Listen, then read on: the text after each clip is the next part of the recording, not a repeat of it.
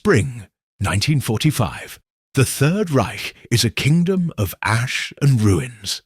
For millions of Germans, the world has come to an end.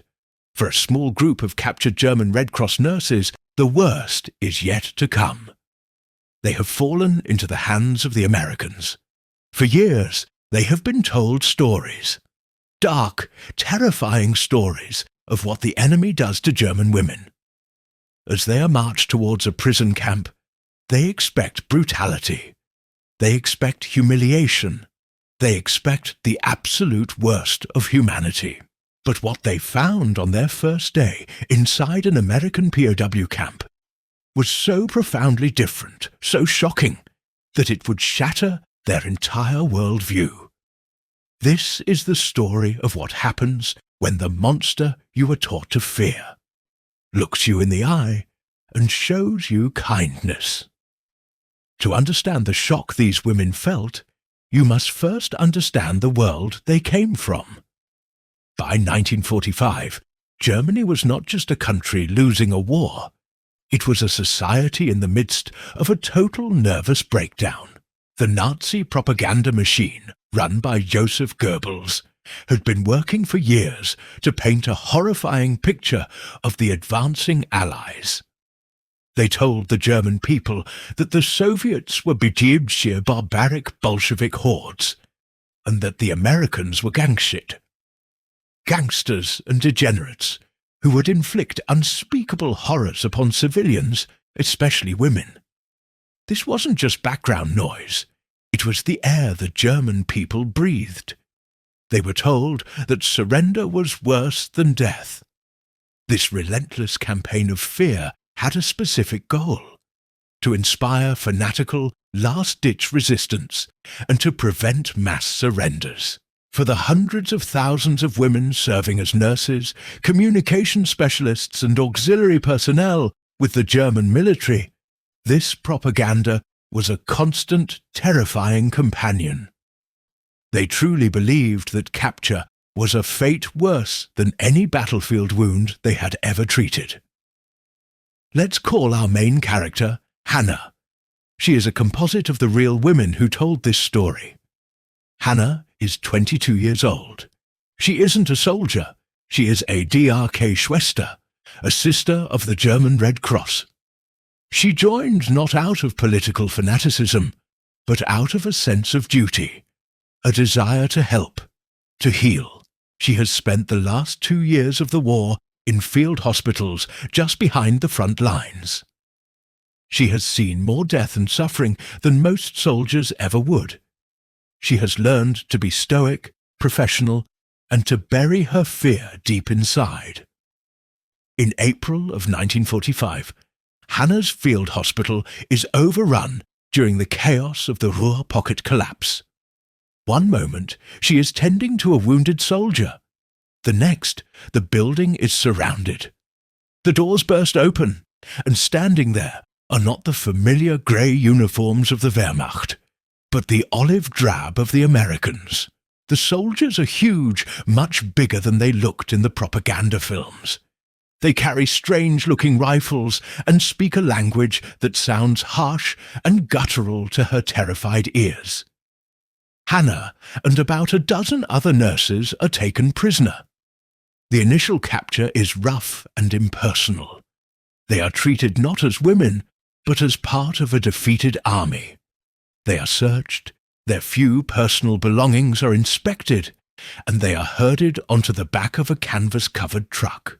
They huddle together in the darkness as the truck rumbles on for hours, each lurch and stop sending a fresh wave of panic through them. They don't speak. They can only pray, and imagine the horrors that await them at their destination. Every propaganda story they've ever heard is now screaming in their minds. Now, let's shift our perspective. Let's meet the men who were waiting for Hannah and the other nurses. Let's call the camp commander Major Miller. Miller is a 40-year-old reserve officer from Ohio. He's not a frontline combat soldier. He's an administrator. His job is arguably one of the most difficult in the rear echelon. managing the tens of thousands of German prisoners pouring in every day as the Reich crumbles. His camps are overflowing, his supplies are stretched thin, and his men are exhausted. Miller's primary orders come directly from the highest levels of the Allied command, and they are guided by a single, powerful document, the Geneva Convention. This international treaty dictated the rules for the humane treatment of prisoners of war.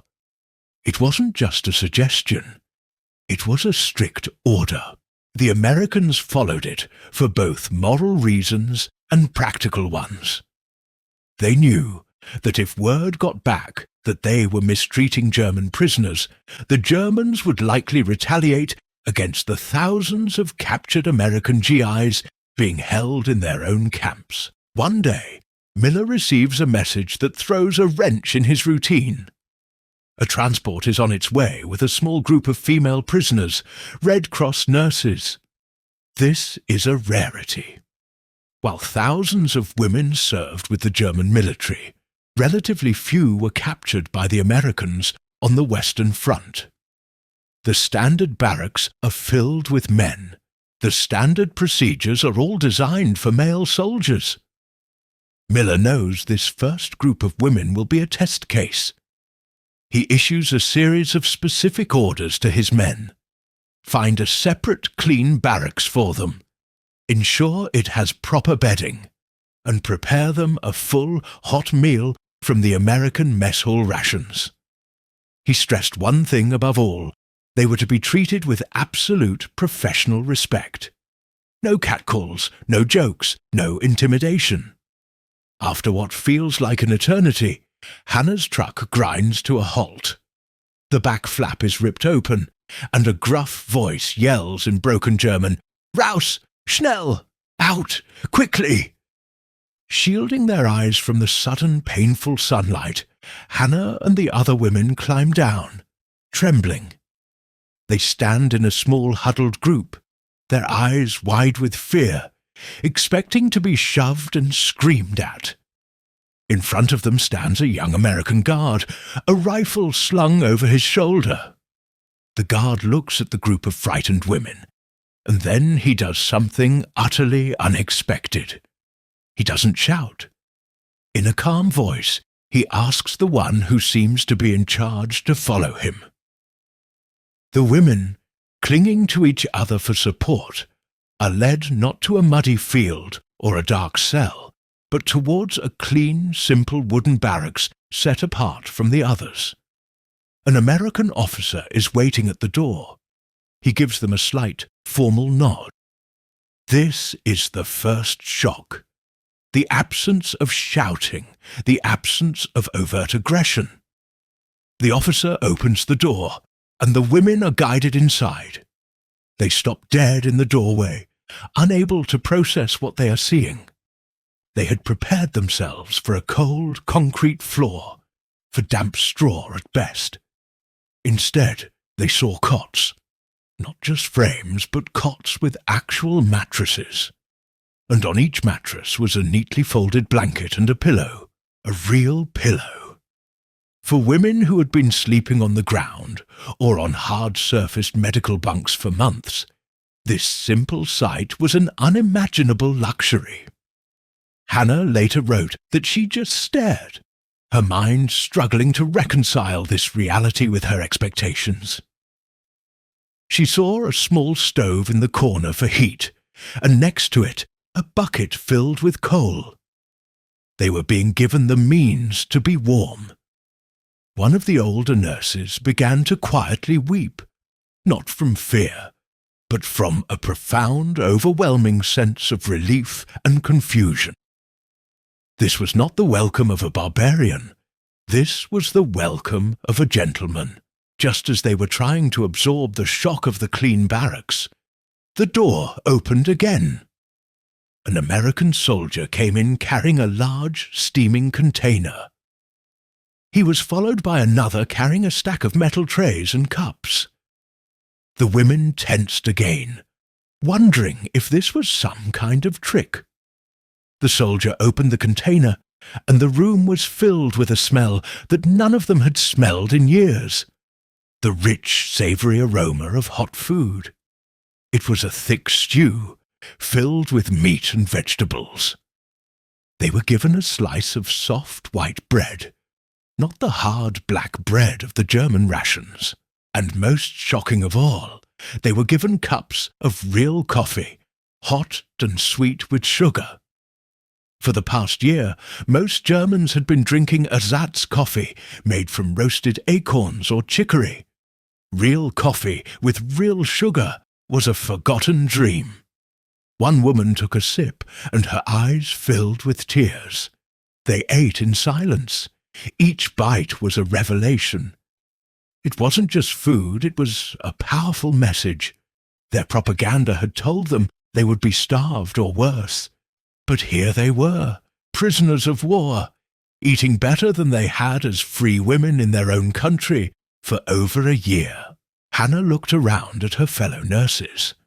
The hard, fearful masks they had worn for so long were beginning to crumble, replaced by expressions of utter disbelief.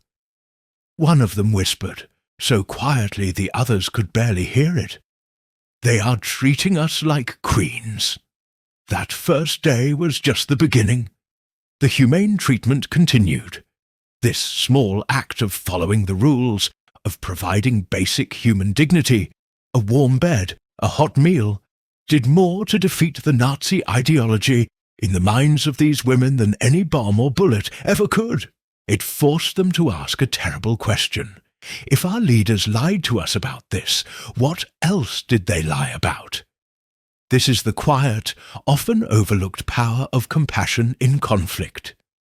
An ember of decency, glowing in a prison camp, that exposed the darkness of a twisted ideology and proved that even when two nations are at war, our shared humanity doesn't have to be the first casualty.